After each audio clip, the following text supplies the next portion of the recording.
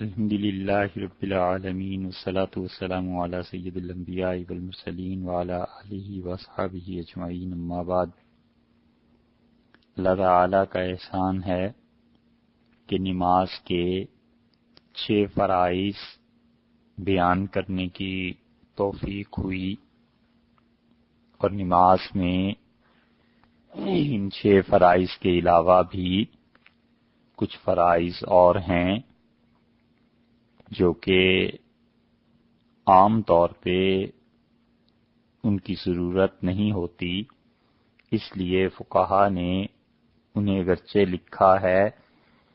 لیکن اس کی تفصیلات بالعموم ضرورت ہی پیش نہیں آتی۔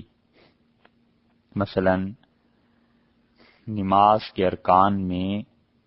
ترتیب کا ہونا یہ فرض ہے، جیسے پہلے قیام، پھر رکوع، اس کے بعد سجدہ۔ تو آج تک کوئی ایسا مسلمان نہیں دیکھا گیا کہ جو نماز کے ارکان کی ترتیب میں خرابی کرتا ہو، یعنی کوئی پہلے سجدہ کر لے، پھر رکوع کر لے، پھر اٹھ کے کھڑا ہو جائے اور قیام کر لے۔ تو نماز کے یہ جتنا بھی ارکان ہیں ان کی ترتیب، ان کی ادائیگی فرض ہے، لیکن چونکہ اس کی ضرورت پیش نہیں آتی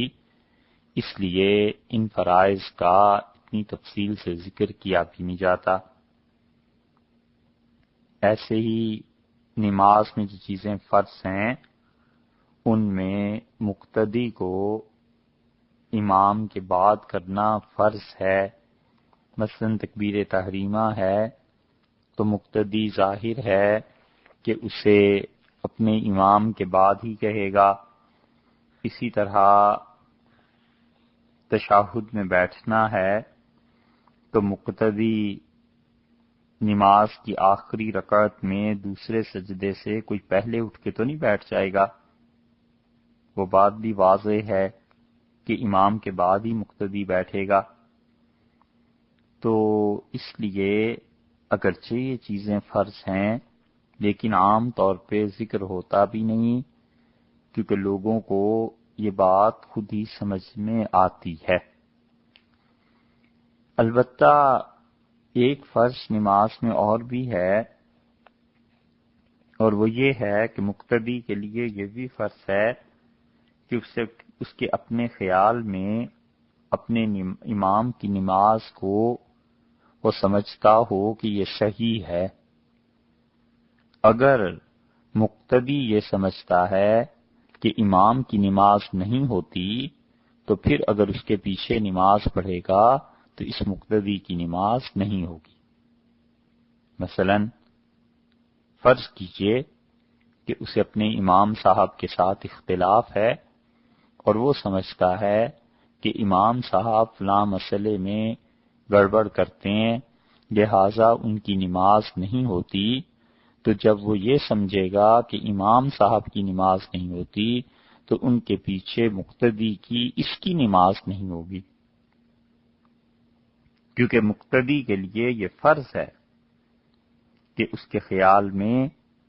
اپنے امام کی نماز ہو جانی چاہیے۔ اور ایسی صورت کبھی کبھی پیش آ جاتی ہے کہ فرض کیجئے کوئی ایسی صورت ہو جائے کہ جو مقتدی ہے وہ کہتا ہے کہ امام صاحب وضو میں نماز میں کوئی ایسی بات کرتے ہیں جس سے ان کی نماز ہوتی ہی نہیں، تو اب اس مقتدی کو چاہیے کہ ایسے امام کے پیچھے نماز نہ پڑھے، کیونکہ اپنے امام کی نماز کو باطل سمجھتا ہے۔ تو جب امامی کی نماز صحیح نہیں ہوئی تو اس کی بھی نہیں ہوگی۔ ایسے ہی ایک یہ فرض بھی ہے کہ مقتدی کا اپنے امام صاحب سے پیچھے ہونا، تو امام سے اگر وہ آگے ہوگا تو اس کی نماز نہیں ہوگی۔ اور یہ مسئلہ بھی اگرچہ فرائض میں شامل ہے مگر عام طور پہ چونکہ اس کا علم ہوتا ہی ہے، اس لیے اس پر بہت سے حضرات نے نماز کے جب فرائض گنے ہیں تو اس پر زور نہیں دیا، یا اس سے فقہا نے زیادہ تفصیل سے تحریر اس اعتبار سے نہیں فرمایا کہ باقی جو فرائض ہیں ان کو انہوں نے تفصیل سے اور بھی لکھا ہے۔ اور یہ بات ہے بھی مختصر سی کہ مقتدی امام سے آگے نہ کھڑا ہو۔ اگر مقتدی کی ایڑی امام کی ایڑی سے آگے ہو گئی تو مقتدی کی نماز نہیں ہوگی۔ ایک امام کھڑے اور وہ نماز پڑھاتے ہیں، ان کے ساتھ ایک ہی آدمی ہے نماز پڑھنے والا یا دو آدمی ہیں، اور وہ ان کے بالکل برابر میں آ کر کھڑے ہو جائیں اور مقتدی کی ایڑی امام کے پاؤں کی ایڑی سے آگے چلی گئی تو اب اس مقتدی کی نماز نہیں ہوگی، کیونکہ امام سے آگے بڑھنا یہ منع ہے، حرام ہے۔ ایسے ہی دوسری صورت یہ ہو گئی کہ امام اور مقتدی کی ایڑیاں برابر برابر ہو گئیں تو اب نماز ہو جائے گی۔ دونوں برابر بالکل کھڑے ہو گئے تو اگرچہ مقتدی کو پیچھے کھڑا ہونا چاہیے تھا، لیکن فرض کیجئے کہیں وہ جگہ کی تنگی ہے، کوئی ایسی صورت اور پیش آ جاتی ہے، جمعہ ہے، محراب بڑا ہے، 10-12 آدمی امام کے ساتھ کھڑے ہو سکتے ہیں، بارش شروع ہو گئی،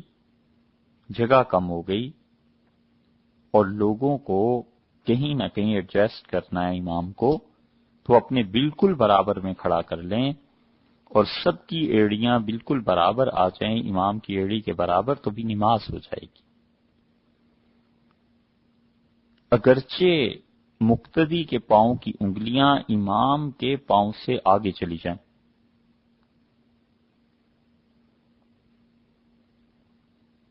امام صاحب کا پاؤں چھوٹا تھا اور مقتدی کا پاؤں لمبا تھا، تو مقتدی کے پاؤں کی انگلیاں امام کے پاؤں سے آگے ہوں تو بھی نماز ہو جائے گی، لیکن خیال رکھنا چاہیے کہ ان دونوں کے امام اور مقتدی کے پاؤں کے درمیان اگر اتنا فرق پڑ جائے کہ دونوں کی ایڑیاں برابر ہونے کے باوجود مقتدی کے پاؤں کا اکثر حصہ امام کے پاؤں سے آگے ہو گیا تو پھر نماز نہیں ہوگی۔ لیکن ایسا شاید ہی کہیں ہوتا ہو کہ امام کا پاؤں اتنا چھوٹا ہو کہ مقتدی اور یہ برابر میں ایڑیاں رکھیں تو مقتدی کے پاؤں کا اکثر حصہ امام صاحب سے آگے چلا جائے تو پھر نماز نہیں ہوتی، لیکن یہ شاید ہی کہیں ہو، تو بہت ہی نادر الوقوع مسائل ہیں۔ شامی میں یہ تفصیلات لکھی ہیں، لیکن چونکہ بہت نادر الوقوع ہیں، کبھی کبھار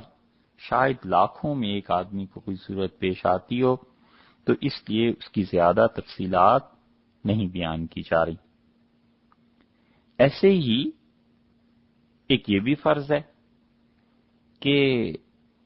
امام کا سمت میں مخالف نہ ہو،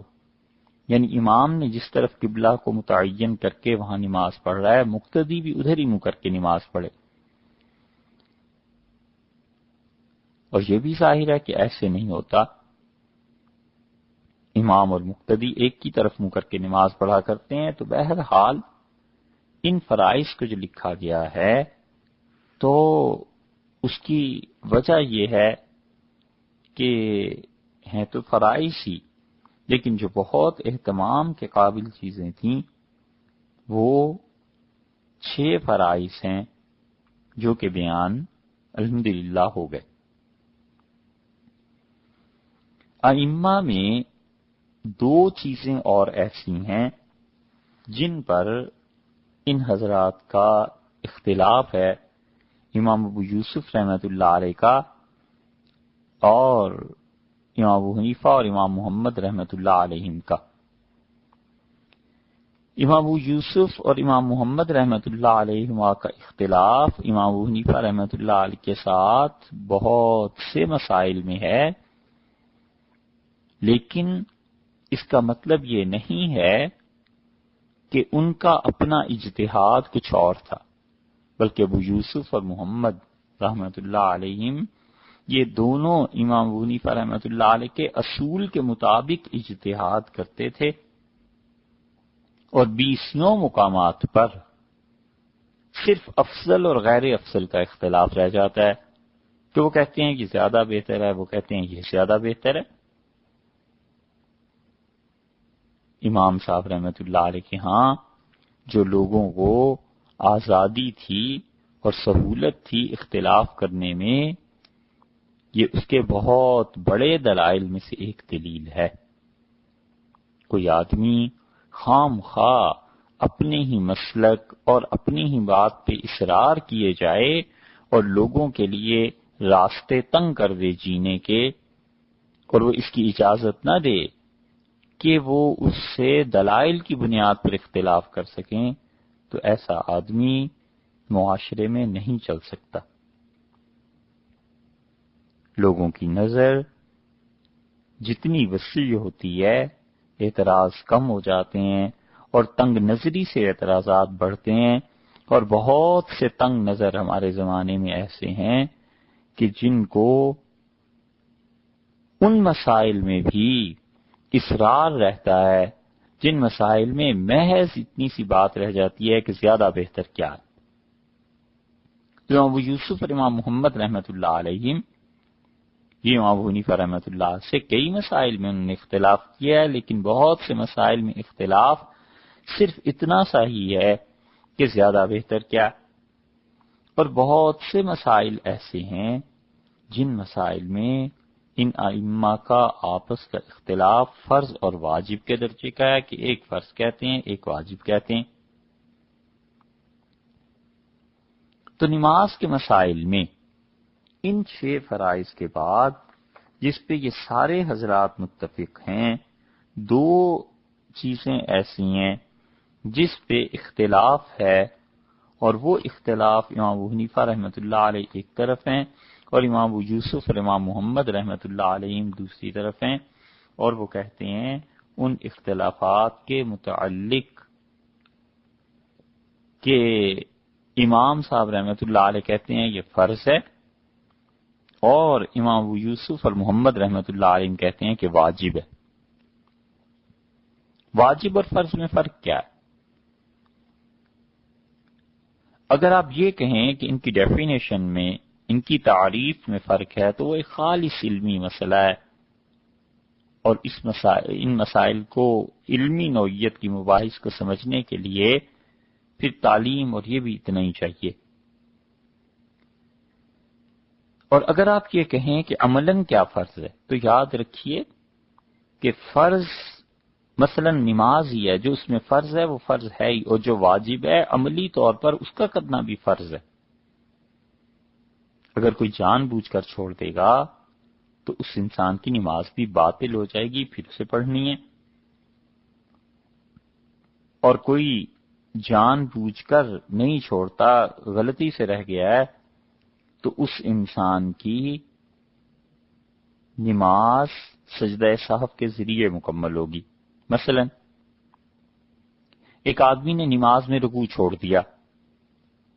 تو آپ یہی کہیں گے کہ فرض تھا، چھوڑ دیا، نماز نہیں ہوئی۔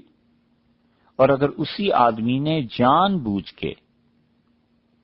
وتر کی نماز میں دعائے قنوت کو ترک کر دیا، چھوڑ دیا، جان بوجھ کے چلا گیا رکوع میں، تو اب جو واجب دعا پڑھنی تھی اس کو اس نے چھوڑ دیا، وہ واجب تھی قنوت، اس کو چھوڑ دیا، ترک کر دیا اور چلا گیا رکوع میں، تو جان بوجھ کے چھوڑا، اس لیے اس کی نماز تو ٹوٹ گئی۔ تو فرض اور واجب میں عملاً کیا فرق ہوا؟ بس آخر پہ پہنچ کے اتنا فرق رہ جائے گا کہ رکوع فرض کیجئے اس نے اپنی نماز میں بھولے سے چھوڑ دیا تھا تو بھی اس کی نماز نہیں ہوئی، اور جان بوجھ کے چھوڑا تھا تو بھی نہیں ہوئی۔ اور واجب جس کی ایک مثال دی ہے دعائے قنوت کی، اگر اس نے جان بوجھ کے چھوڑ دیا تو نماز نہیں ہوئی، اور اگر غلطی سے چھوٹ گیا تو پھر آخر پہ سجدہ سہو کرنا پڑے گا۔ تو واجب اور فرض میں عملی طور پر بس اتنا فرق رہ جاتا ہے. اور واجب کی وجہ سے جو نماز ختم ہو جاتی ہے، اس نماز کا اگر اعادہ کیا جائے تو اصل نماز تو پہلے پوری ہو گئی تھی. اب یہ نماز جو دوبارہ پڑھی جا رہی ہے، یہ تو اس میں جو نقصان رہ گیا ہے اسے پورا کرنے کی غرض سے پڑھی جا رہی ہے. یہ آپ کے سامنے فرض اور واجب کا جو فرق ہے عملی زندگی میں اور خاص طور سے نماز میں، اس کا فرق بیان کر رہے ہیں. مگر اب جو مسئلہ بیان کرتے ہیں اسے اچھی طرح سنیے. امام صاحب نے نماز پڑھائی اور فرض کیجئے نماز کو کوئی واجب چھوڑ دیا، 2 رکعتوں کے بعد بیٹھے ہی نہیں، تیسری کے لیے کھڑے ہو گئے، چوتھی پڑھا دی، سلام پھیر دیا. تو اب یہ درمیان کا قاعدہ واجب تھا نا، ان سے رہ گیا، سجدہ سہو بھی نہیں کیا، تو اب نماز تو نہیں ہوئی. لیکن دیکھنا یہ ہے بنیاد کیا ہے نماز نہ ہونے کی. تو آپ کہتے ہیں کہ واجب کے ترک کی وجہ سے نماز نہیں ہوئی، یہ بنیاد ہے. اور فرض کر لیجئے کہ امام صاحب نے 2 سجدوں کی بجائے 1 سجدہ کر لیا تھا اور کسی نے لقمہ نہیں دیا، کوئی فرض چھوٹ گیا. یہ جو فرائض ہیں، امام صاحب نے اللہ اکبر کی بجائے ہاتھ اوپر کیے اور باندھ لیے اور سبحانک اللہم و بحمدک اس سے پڑھنا شروع کر دیا. امام کو یاد ہی نہیں رہا اللہ اکبر کہنا، تو یہ سرے سے نماز نہیں ہوگی کیونکہ فرض ترک ہو گیا نا. تو فرق کیا پڑے گا؟ فرق یہ پڑے گا کہ صاحب یہ جو فرض کے ترک کی وجہ سے ہوتی ہے نماز، وہ سرے سے منعقد ہی نہیں ہوتی، سرے سے ہوتی ہی نہیں. اور واجب کے ترک کی وجہ سے جو نماز میں کمی رہ جاتی ہے، اب جب نماز لوٹائیں گے تو وہ اصل میں تو نماز ہو گئی تھی لیکن کچھ واجب رہ گیا تھا، اب یہ نقصان پورا کرنا ہے. اس لیے یاد رکھنا چاہیے کہ اگر کبھی نماز لوٹانی پڑ جائے امام کو مقتدیوں کے ساتھ، اور اب تک 2 مرتبہ یاد پڑتا ہے کہ ہم نے ایسی نماز پڑھی کہ امام صاحب سے کوئی چیز واجب تھی رہ گئی اور سجدہ صاحب نہیں کیا تو نماز لوٹانی پڑی انہیں. تو یاد رکھیے کہ اگر کبھی نماز امام صاحب کے ساتھ لوٹانی پڑ جائے اور فرض کی وجہ سے رہ گئی ہے تو اب امام تو نئے سرے سے نماز دوسری پڑھا رہے ہیں. جو بھی آدمی آتا ہے وہ اس دوسری جماعت میں مل سکتا ہے، اس کی نماز بھی ٹھیک ہو جائے گی. اور اگر امام اس لیے پڑھا رہے ہیں، یہ دوسرا مسئلہ ہے کہ کوئی واجب رہ گیا تھا پہلی نماز میں اور واجب کی وجہ سے، ترک واجب کی وجہ سے، واجب چھٹ جانے کی وجہ سے انہوں نے سجدہ صاف کرنا تھا وہ نہیں کیا، تو اب یہ جو دوبارہ نماز پڑھائیں گے نا، یہ دوبارہ والی نماز پہلی نماز کا نقصان پورا کرنے کے لیے ہے. وہ نماز پہلی بھی ہو گئی تھی لیکن اس میں ذرا سی کمی رہ گئی تھی، وہ کمی اس دوسری نماز کے ذریعے پوری کرنی ہے. تو اب مسجد میں یا کسی بھی جگہ پہ کوئی امام دوبارہ نماز پڑھانے لگے ہیں اور نماز دوبارہ پڑھانے کی بنیاد واجب کا ترک ہے، تو پھر ان مقتدیوں کو اور امام صاحب کو چاہیے کہ ایک آدمی پیچھے کھڑا کر دیں اور جو بھی اب آئے گا مسجد میں وہ آدمی سے بتائے کہ امام صاحب کے ساتھ شریک نہ ہونا، اپنی نماز الگ پڑھو کیونکہ تم نے ابھی فرض پڑھنے ہیں اور یہ جو نماز لوٹا رہے ہیں یہ واجب تھا، ان کا رہ گیا تھا، اس کی وجہ سے یہ اپنا نقصان پورا کر رہے ہیں، یہ کوئی نئی نماز نہیں پڑھ رہے. اس لیے اس مسئلے کو غور سے سننا چاہیے کہ اگر امام کی دوبارہ نماز کی ادائیگی اس وجہ سے ہے کہ کوئی فرض ہے رہ گیا ہے تو سرے سے نماز ہی نہیں ہوگی. آنے والا جو بھی آدمی ہے ان کے پیچھے نماز پڑھ سکتا ہے، یہ دوسری جماعت میں شامل ہو گیا. اور اگر بنیاد ترک واجب ہے، واجب چھٹ گیا تھا، تو امام صاحب نقصان پورا کرنے کے لیے دوسری نماز اب پڑھا رہے ہیں. جو بھی آدمی اب آیا ہے نیا اور اس نے فرض پڑھنے ہیں اور امام کے ساتھ اس پہلی جماعت میں شریک نہیں تھا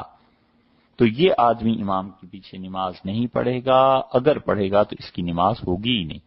تو احتیاط کیا، یہ ضروری ہے کہ امام صاحب ایک آدمی کو مقرر کر دیں کہ بھئی نئے آنے والے کسی نمازی کو جو اس میری پہلی نماز میں شریک نہیں تھا اب دوسری جماعت میں شریک نہ ہونے دینا، اسے کہنا الگ فرض پڑھ۔ تو واجب اور فرض میں یہ فرق ہے، وگرنہ عملی زندگی کے اعتبار سے یہ عملی فرض ہے، واجب بھی۔ تو دو مسائل ایسے ہیں ان 6 فرائض کے بعد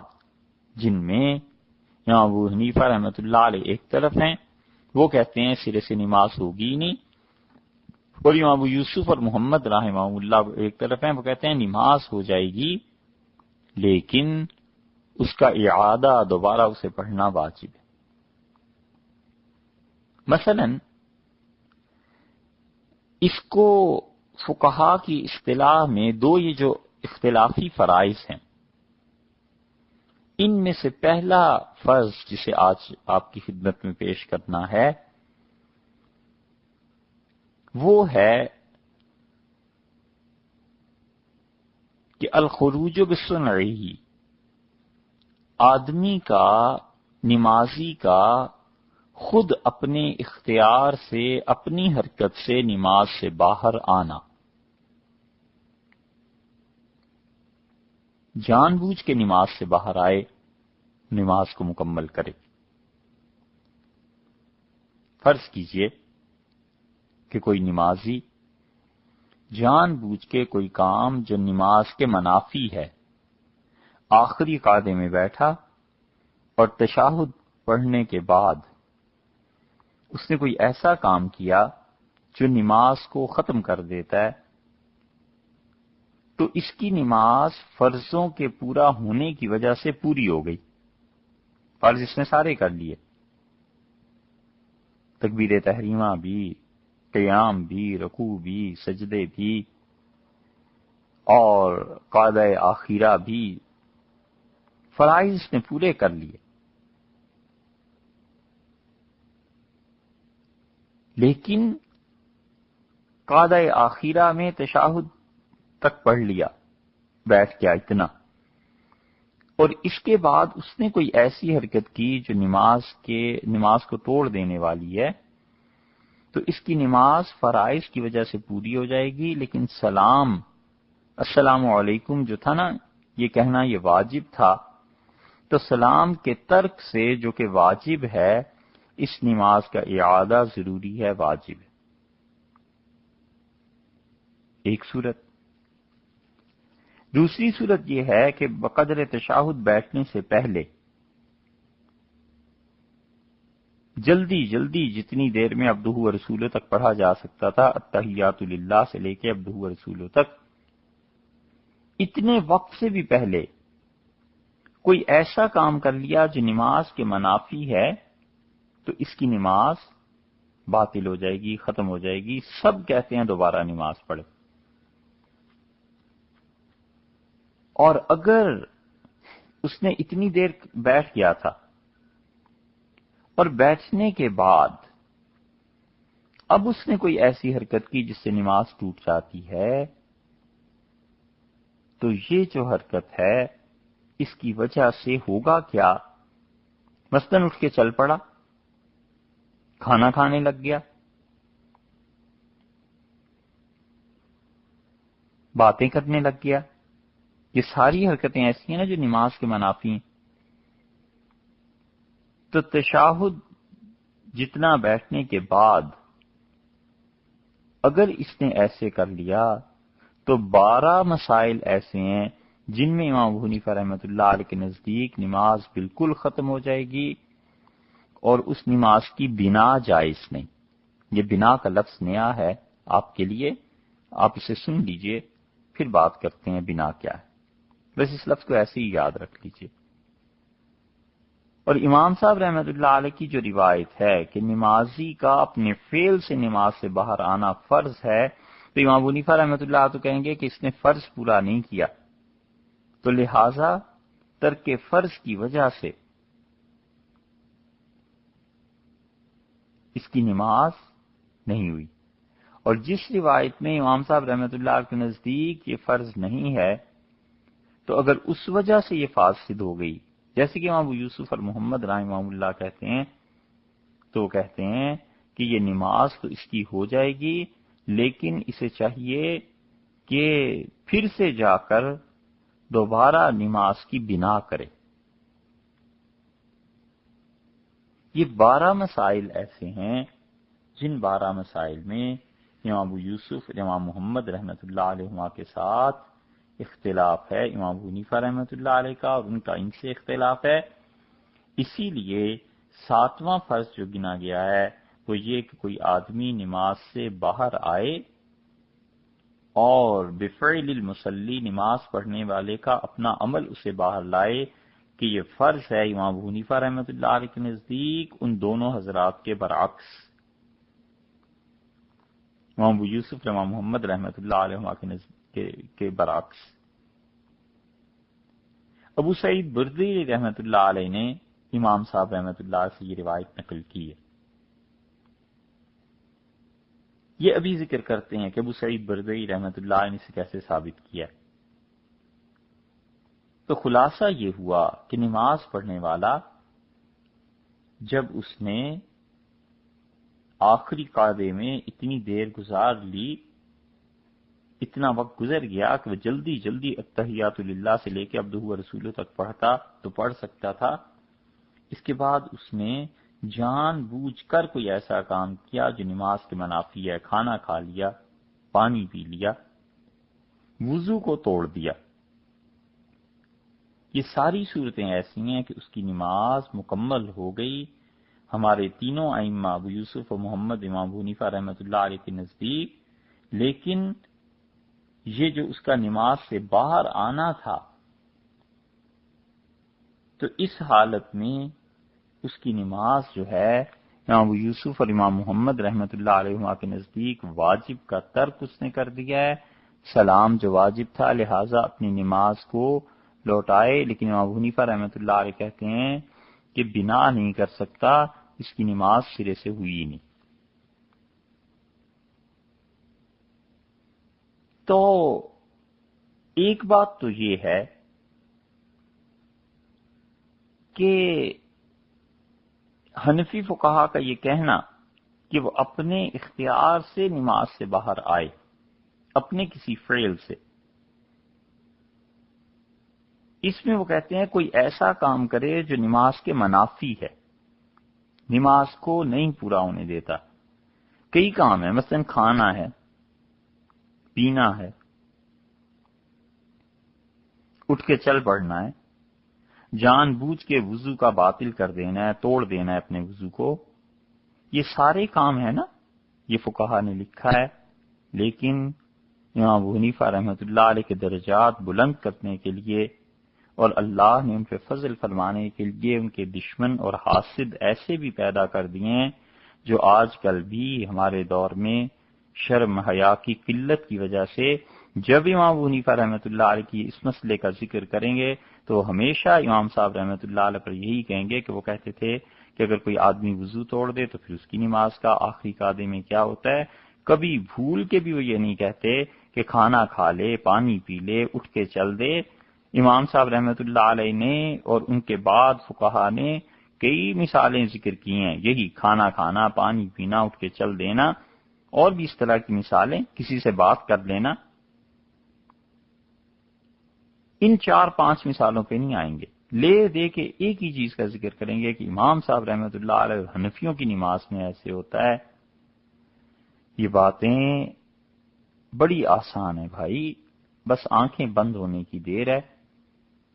یہ ایسی باتیں اسی لیے کرتے ہیں کہ امام صاحب رحمۃ اللہ علیہ کا رتبہ بڑھے، اور جب واسطہ پڑے گا اللہ سے تو سب پتہ چل جائے گا کہ کس نیت سے یہ باتیں ہوتی تھیں، اور اللہ کے ان اچھے بندوں کا مذاق اڑانے کی کیا سزا ملی۔ تو یہ مسئلہ کہ جان بوجھ کے کوئی ایسی حرکت جس کی وجہ سے نماز سے باہر آ جائے، امام ابو یوسف اور امام محمد رحمہ اللہ اس میں الگ موقف رکھتے ہیں، امام ابو حنیفہ رحمۃ اللہ علیہ الگ موقف رکھتے ہیں. اور دوسری بات جو پہلے گزری ہے کہ امام ابو یوسف رحمۃ اللہ علیہ اور امام ابو حنیفہ رحمۃ اللہ علیہ کا اختلاف یہ ہوا کہاں سے؟ تو امام ابو حنیفہ رحمۃ اللہ علیہ تو یہ کہیں گے کہ وہ آدمی نماز میں اس نے ایسی بات کی جس کی وجہ سے اس کی نماز فاسد ہو گئی، ٹوٹ گئی، ختم ہو گئی، تو اب اس پر بنا جائز نہیں. اور امام ابو یوسف اور محمد رحمہ اللہ کے نزدیک بنا جائز ہو جائے گی. یہ بنا کے لفظ کو خیال رکھیے گا، آ جاتی ہے بات آگے.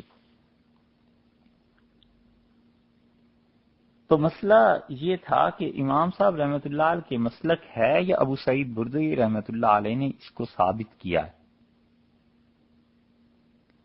تو فقہا کا خیال یہ ہے کہ امام ابو حنیفہ رحمۃ اللہ علیہ سے براہ راست یہ مسئلہ ثابت نہیں ہے، بلکہ وہ کہتے ہیں کہ یہ بات ابو سعید بردئی رحمۃ اللہ علیہ نے ان سے ثابت کی ہے. اور منیت المسلی کی شرح حلبی کبیر جو شیخ ابراہیم حلبی رحمۃ اللہ علیہ نے لکھی تھی، بڑے فاضل آدمی تھے، 956 ہجری میں ان کا انتقال ہوا. ہمیں تو ضرورت نہیں نا کہ ہم اپنی تاریخ کو، اپنے بزرگوں کو یاد رکھیں، اور جس امت نے دنیا میں 1200-1300 برس کام کیا ہے، اس امت کی تاریخ اور اس قوم کی پوری ہسٹری، اسے یاد رکھنے کا کچھ فائدہ نہیں ہے. لوگوں کو پیسے نہیں نہ ملتے اس کے عوض، تو اس لیے وہ کیوں اپنے بچوں کو بتائیں؟ کون جانتا ہے یہ ابراہیم حلبی رحمۃ اللہ علیہ کتنے بڑے آدمی تھے؟ کس کو معلوم ہے یہ ابو سعید بردئی رحمۃ اللہ علیہ جن کا بار بار تذکرہ آ رہا ہے، یہ کس پائے کی شخصیت تھی؟ تو حلبی لکھتے ہیں کہ امام ابو حنیفہ رحمۃ اللہ علیہ کے نزدیک یہ فرض ہے، اور امام ابو یوسف اور محمد رحمہ اللہ کہتے ہیں یہ واجب ہے. پھر وہ کہتے ہیں کہ اس معاملے میں یہ جو 7واں فرض ہم قرار دے رہے ہیں امام ابو حنیفہ رحمۃ اللہ علیہ سے کوئی روایت ثابت نہیں ہے. اور ہمارے مسلک کے حنفی کے بعض علماء نے اسے ایک اور طرح سے ثابت کیا ہے، اور وہ یہ کہتے ہیں کہ فرض کر لو ایک آدمی نے تیمم کیا، اور تیمم کرنے کے بعد وہ نماز پڑھ رہا تھا، اور جب آخری قعدے میں اتنی دیر بیٹھ چکا جتنی دیر میں تشہد جلدی جلدی پڑھی جا سکتی تھی، تو اب اسے پانی نظر آ گیا. تو امام ابو حنیفہ رحمۃ اللہ علیہ کہتے ہیں اس کا تیمم باطل ہو گیا، اٹھے نئے سرے سے نماز پڑھے. اس لیے کہ نماز سے نکلنا اپنے اختیار سے یہ فرض ہے امام ابو حنیفہ رحمۃ اللہ علیہ کے نزدیک، اور جو چیز فرض تک پہنچائے وہ بھی فرض ہے. تو امام ابو حنیفہ رحمۃ اللہ نے فرمایا کہ جب پانی اسے نظر آ گیا تو اب اس کا تو تیمم باطل ہو گیا، خود بخود ہی باطل ہو گیا. تو جان بوجھ کے تو نہیں نکلا نا نماز سے. جب جان بوجھ کے اپنے فعل سے نہیں نکلا بلکہ پانی کے نظر آنے کی وجہ سے اس کا تیمم جاتا رہا، تو اب یہ سرے سے نماز کی ہوئی ٹوٹ جائے گی، ختم ہو جائے گی، سرے سے نماز ہی نہیں ہے، دوسری نماز پڑھے. اور وہ یوسف اور محمد رحمہ اللہ کہیں گے کہ اٹھے جائے اور جا کر وضو کرے، اور آ کر پھر جہاں سے نماز چھوڑ کے گیا تھا وہیں سے پڑھنا شروع کر دے، سلام پھیر دے، نماز ہو جائے گی. امید ہے اب یہ مسئلہ سامنے آ گیا ہوگا. کرخی رحمۃ اللہ علیہ نے جو بڑے فقہا میں سے تھے، انہوں نے اس مسئلے کو لکھا ہے. اور کرخی رحمۃ اللہ علیہ کے کیا کہنے، وہ کہتے تھے لوگوں کو مسجدیں جب بھر گئیں، ان کے زمانے میں آہستہ آہستہ لوگ نئے نئے اسلام میں بھی داخل ہوتے تھے، مسجدیں بھر جاتی تھیں. تو کرخی رحمۃ اللہ علیہ کہتے تھے کہ افسوس نمازی زیادہ ہو گئے اور انسان کم ہو گئے۔ کیسی اچھی بات انہوں نے کہی، آدمی نمازی ہو جاتا ہے اور آدمی حاجی ہو سکتا ہے، آدمی پرہیزگار ہو سکتا ہے، اور آدمی قاری حافظ دن رات تلاوت کرنے والا ہو سکتا ہے، مگر ضروری نہیں ہے کہ وہ انسان بھی ہو۔ انسان کسی اور چیز کا نام ہے، اور قاری مصلی حافظ مولوی مفتی ہونا کسی اور چیز کا نام ہے، دونوں میں فرق ہے۔ کرخی رحمت اللہ علیہ کہتے تھے کہ ہمارے نزدیک نماز سے اپنے اختیار سے باہر آنا فرض نہیں ہے، اور امام ابو حنیفہ رحمت اللہ علیہ نے بھی اسے فرض قرار نہیں دیا تھا، بلکہ ابو سعید بردئی رحمت اللہ علیہ نے جب ان مسائل میں اختلاف دیکھا ہے تو انہوں نے خود امام صاحب رحمت اللہ علیہ سے یہ بات ثابت کی ہے ان مسائل کے ذریعے سے، وَهُوَ غَلَطٌ، اور ان کا یہ ثابت کرنا غلط ہے۔ اس لیے اس بنیاد پر کہ اپنے فعل سے نماز سے باہر آنا کیا ہے، امام ابو حنیفہ رحمۃ اللہ سے جب ابو سعید بردئی رحمۃ اللہ علیہ نقل کیا اور کرخی رحمۃ اللہ علیہ کہتے ہیں یہ غلط ہے، تو پھر ہم کہتے ہیں کہ یہ واجب ہے، فرض نہیں ہے۔ اور اس بنیاد پر 12 مسائل ہیں جن کا فقہا نے ذکر کیا ہے۔ وہ کہتے ہیں کہ پانی نہ ملنے سے یا پانی کے استعمال پر قدرت نہ ہونے کی وجہ سے تیمم سے نماز کوئی پڑھ رہا تھا اور آخری قاعدے کے تشہد کے بعد پانی سے مل گیا، تو اب امام ابو حنیفہ رحمۃ اللہ علیہ کہیں گے نماز ٹوٹ گئی اور جائے نئے سرے سے نماز پڑھے وضو کر کے، اور امام ابو یوسف اور محمد کہیں گے بنا کر لے۔ بنا کا مطلب یہ ہے کہ بنا اپنی شرائط کے ساتھ پوری کرے، اس کی بھی کچھ شرطیں ہیں، ان کا مطلب یہ ہے کہ اٹھ کے جائے وضو کرے اور واپس آ کر سوائے وضو کے درمیان میں اور کوئی حرکت نہیں ہونی چاہیے، آئے اور اپنی نماز پوری کر لے۔ اسی طرح ان 12 مسائل میں سے کہتے ہیں فجر کی نماز میں بقدر تشہد بیٹھنے کے بعد سورج نکل آیا، امام ابو حنیفہ رحمۃ اللہ علیہ فرمائیں گے نماز کی باطل ہو گئی۔ امام ابو یوسف اور محمد رحمہ اللہ کہیں گے کہ وہ رکے، انتظار کرے اور اپنی نماز کی بنا کر لے، نماز کو پڑھے۔ اور یہی اختلاف سامنے آ جاتا ہے کہ جمعے کی نماز میں عصر کا وقت داخل ہو جائے، اور ان 12 مسائل کے ساتھ ساتھ حنفی بعض فقہا نے رحمہم اللہ 12 مسائل کے ساتھ 8 مسئلے اور ذکر کر دیے ہیں، اور یہ کل 20 مسائل بن جاتے ہیں۔ بحر الرائق میں انہوں نے ان مسائل کو ذکر کیا ہے کہ یہ 20 مقامات ایسے ہیں کہ نماز باطل ہو جاتی ہے، تو پھر وہ کہتے ہیں یہ نماز نفل نہیں ہوتی، لیکن وہ کہتے ہیں فجر کی نماز میں اگر سورج نکل آیا تو وہ نماز نفل ہو جائے گی۔ جمعے میں ظہر کا وقت نکل گیا اور عصر کا داخل ہو گیا تو وہ کہتے ہیں کہ وہ نماز جو پڑھی تھی وہ اس کی نفل ہو جائے گی۔ تو 20 صورتیں فقہا نے لکھی ہیں۔ خلاصہ ساری بحث کا جو اب تک ہوئی ہے وہ یہ ہے کہ اپنے اختیار سے نماز سے باہر آنا فتوے کے اعتبار سے واجب ہے، اور جو بنا کے مسائل ہیں کہ نماز اب دوبارہ پوری پڑھے یا وہ وضو کر کے آئے جیسے تیمم کے مسئلے میں تھا، تو ان مسائل کو اس لیے آپ کے سامنے کچھ تھوڑا سا ٹچ دیا ہے، بیان کیے ہیں کہ آپ نماز کی کتابیں پڑھیں گے یا بیانات ممکن ہے کبھی نماز پہ آپ سنیں تو آپ کو یہ خیال نہ آئے کہ 12 مسائل اور 20 مسائل کا ذکر کیوں نہیں ہوا۔ فقہ کی تقریباً ہر کتاب میں وہ اسے یاد کرتے ہیں 12 مسائل کو، یہ ساری علمی بحث ہے، آپ سے بھول جائیے، اس کو یاد رکھنے کی اتنی بڑی کوئی ضرورت نہیں ہے صاحب، سیدھی سادی بات ہے،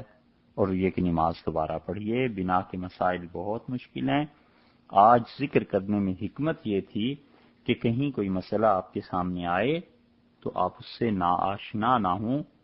یہ تعلیم ہے، کوئی واعظ نہیں ہے، اور تعلیم میں یہی ہوا کرتا ہے کہ بہت مرتبہ آپ اگر پڑھے ہیں تو استاد ٹیچر کوئی بھی بتا دیتا ہے کہ بھی اس میں یہ بھی مباحث ہیں، تاکہ کسی کو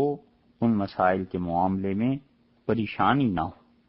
یہ نہ ہو کہ وہ کہیں یہ تو نیا مسئلہ آ گیا، تو اب جب بھی 20 مسائل یا 12 مسائل سنیں گے، اول تو بیان ہی کون کرے گا صاحب؟ نماز کون سی ایسی چیز ہے کہ اب مسلمانوں کو اس کی فکر رہی ہو؟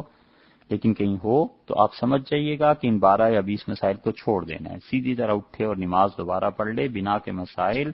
کہ نماز میں اٹھ کے جائے، وضو کر کے آئے، بہت مشکل ہیں۔ اس کی ہمارے زمانے میں بنا پر کوئی فتویٰ بھی نہیں دیتا۔ آج سے 100 برس پہلے کے مفتی حضرات رحمہم اللہ وہ بھی کہتے تھے کہ بنا کے مسائل کو چھوڑو، اٹھو اور نماز پڑھو۔ تو نماز سے خروج نکلنا، اس کے لیے السلام علیکم کہنا ہے نا، یہ السلام علیکم کہنا واجب ہے، اور پورا السلام علیکم بھی نہیں۔ السلام کا جو میم ہے بس اس پہ نماز پوری ہو گئی، اور یہ جو دوسرا سلام ہے وہ واجب لیکن نماز کے بعد ہے۔ تو اس لیے فقہا نے لکھا ہے کہ اگر کوئی آدمی آیا اور امام نے ابھی السلام کی میم نہیں ادا کی اور اس سے پہلے پہلے اس نے اللہ اکبر کہہ دیا، تو اس امام کے پیچھے اس مقتدی کی نماز شروع ہو جائے گی، اور اگر اس نے السلام کا میم کہہ دیا تو پھر اس کی نماز نہیں ہوگی، چاہیے کہ الگ نماز پڑھے۔ تو نماز کا اختتام میم پر ہو جاتا ہے، اور یہ بھی خیال کر لینا چاہیے کہ جب میم پہ نماز پوری ہو جاتی ہے تو اچھی طرح یاد رکھیے امامت کرتے ہوئے کبھی بھی میم کو لمبا نہ کریں۔ مثلا امام کہتا ہے السلام علیکم، تو سلام کو اتنا لمبا کھینچا نا، اب جو مقتدی پیچھے بیٹھا ہوا ہے وہ تو نہیں لمبا کھینچتا، وہ تو کہتا ہے السلام علیکم، تو اس کی میم پہلے ادا ہو گئی، امام کی بعد میں ہوئی، یہ مقتدی کی نماز ٹوٹ گئی، کیونکہ یہ اپنے امام سے پہلے نماز سے خارج ہو گیا ہے۔ یہ اتنا اہم مسئلہ ہے کہ عوام تو عوام آج کل کے زمانے میں، امام بھی اس مسئلے کو نہیں سمجھتے، یا سمجھتے ہیں تو احتیاط نہیں کرتے۔ ہرگز پہلا سلام جو ہے نماز کا، اسے لمبا نہیں کرنا چاہیے، سادہ بالکل سمپلی یہ کہنا چاہیے کہ السلام علیکم۔ اگر اس نے سلام کو کیا لمبا اور یوں کھینچا کہ السلام علیکم ورحمۃ اللہ، تو آگے تو جو کچھ بھی ہے سو پڑھے گئی، لیکن میم کے بعد جو پڑھنا پڑے گا، میم اگر اس نے دیر سے ادا کی اور مقتدی کی میم پہلے ادا ہو گئی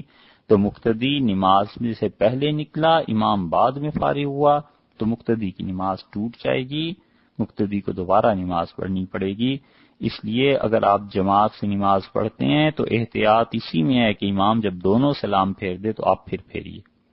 کیونکہ اماموں کو سنت کے مطابق تو نماز پڑھانی نہیں آتی، تو وہ اس میم کو لمبا کرتے ہیں۔ اپنے اختیار سے نکلنا نماز سے باہر،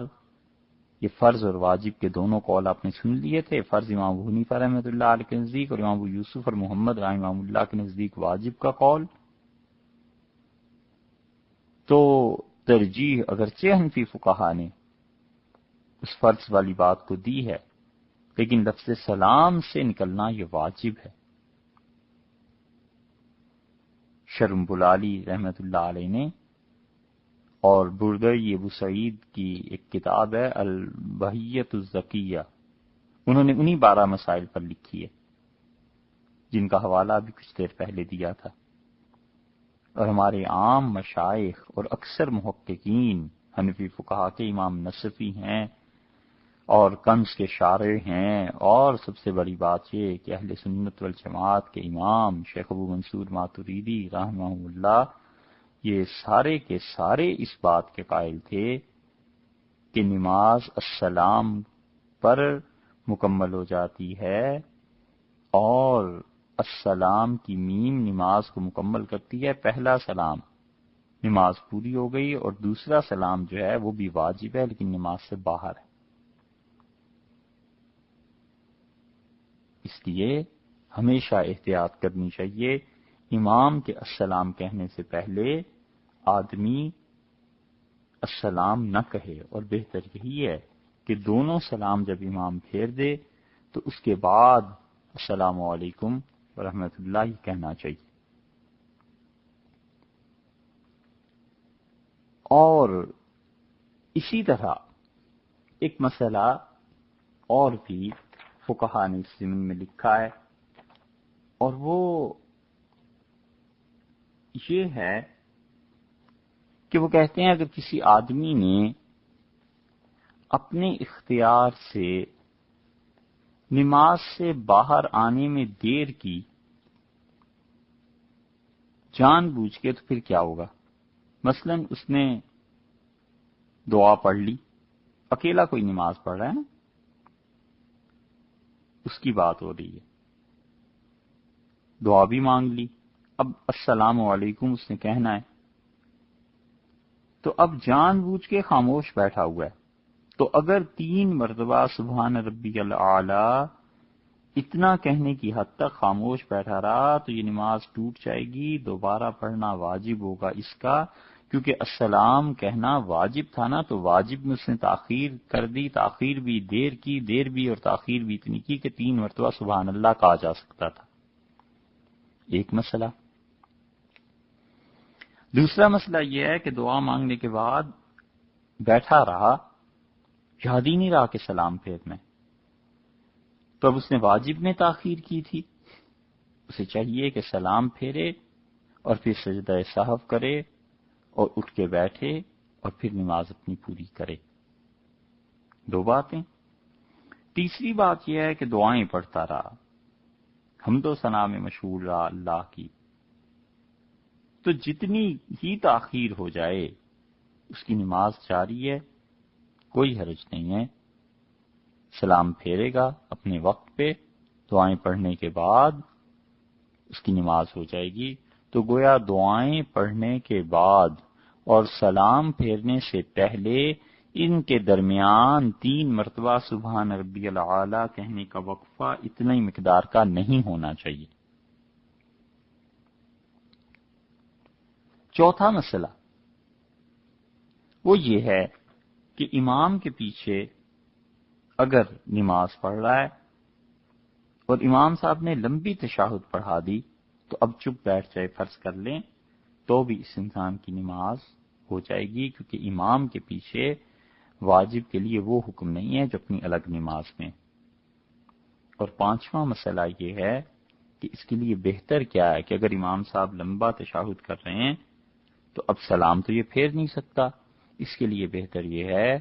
کہ دعائیں پڑھتا رہے، دعائیں مانگتا رہے، اور وہ دعا کے الفاظ جو کتاب و سنت میں آئے ہیں وہ نماز کے آخر پر پڑھنے چاہیے۔ اگر کہیں اس نے غلطی سے ایسی دعا مانگ لی کہ جو دعا انسانوں سے بھی کہی جا سکتی ہے، مانگا جا سکتا ہے، تو پھر اس انسان کی نماز باطل ہو جائے گی۔ اس لیے نماز میں یہ بھی خیال کرنا چاہیے کہ درود شریف کے بعد وہی دعائیں مانگنی چاہیے جو کتاب و سنت میں آئی ہیں۔ مثلا ایک آدمی یہ کہے، مسائل میں لکھا ہے کہ کوئی آدمی یہ کہے درود شریف پڑھنے کے بعد اور سلام سے پہلے کہ اللہ تعالیٰ اسے جنت میں حوریں عنایت فرمائے، تو اس سے اس کی نماز نہیں ٹوٹے گی۔ اور اگر اس نے یہ کہا کہ اللہ فلاں خاندان میں میرا رشتہ ہو جائے تو اس کی نماز ٹوٹ جائے گی۔ یہ بات ہو رہی ہے ساری دعائیں عربی میں مانگنے کی، اگر کہیں اردو، فارسی، پشتو، پنجابی میں مانگ لی تو پھر تو ویسے ہی نماز ختم ہو گئی نا۔ لیکن عربی میں دعا مانگنی بھی ہے تو وہی مانگنی ہے جو کتاب و سنت میں آئی ہے، ورنہ اپنے پاس سے کوئی دعا مانگ لی اور وہ ایسی چیز ہے جو لوگوں سے کہی جا سکتی ہے، لوگوں سے مانگی جا سکتی ہے، تو اس صورت میں اس انسان کی نماز باطل قرار پائے گی۔ سو اب تک کی گفتگو کا خلاصہ یہ نکلا کہ نماز کے 2 فرائض پہ حنفی فقہا کا اختلاف ہوا رحمہم اللہ، اور امام ابو حنیفہ رحمۃ اللہ علیہ نے فرمایا خود اپنے اختیار سے نماز سے باہر آنا یہ ضروری ہے، فرض ہے، اور احناف اس کی ترجیح کے قائل ہیں رحمہم اللہ۔ امام ابو یوسف اور امام محمد رحمۃ اللہ علیہ کہتے ہیں کہ یہ واجب ہے، اور السلام کے لفظ سے نماز سے باہر آنا ہمارے سارے فقہاء کرام رحمہم اللہ، بڑے بڑے حضرات، یہ اس کو واجب مانتے ہیں، اور پھر اس اختلاف کا اثر 12 مسائل پر جا کر پڑتا ہے، اور اس ضمن میں مختلف فقہاء نے مثلا ابن نجیم البحر الرائق کے شارح، کنز الدقائق کے شارح البحر الرائق میں رحمہ اللہ، وہ اس کو ان 12 کو 20 تک مسائل کو ترجیح دیتے ہیں۔ آپ اس مسئلے میں پڑھیے ہی نہ کہ یہ فرض ہے یا واجب ہے، اور اگر کوئی بھی صورت پیش آ جائے کہ تشہد کے بقدر بیٹھنے کے بعد کوئی صورت پیش آ جائے کہ نماز کے منافی کوئی بات ہو گئی، تو اٹھ کے دوبارہ نماز پڑھ لینی چاہیے، اور بنا اس کے مسائل کو اب بھول جانا چاہیے۔ مسائل ہیں بھی بہت دقیق اور پیچیدہ، اور ہر ایک کی سمجھ میں آنے والی بات نہیں ہے۔ تو یہ 20 مسائل ہو گئے نماز کے جن پہ اب عمل نہیں کیا جا سکتا کیونکہ لوگ اسے سمجھتے نہیں ہیں، اور السلام کی میم بس اس پہ نماز مکمل ہو جاتی ہے۔ اور دوسرا فرض جس پہ حنفی فقہا کا ایسا ہی اختلاف ہے رحمہم اللہ، وہ ہے نماز کو اطمینان سے ادا کرنا، جسے وہ تعدیل ارکان کہتے ہیں، اور انشاءاللہ اس کا تذکرہ آئندہ نشست میں آئے گا۔ السلام علیکم ورحمۃ اللہ وبرکاتہ۔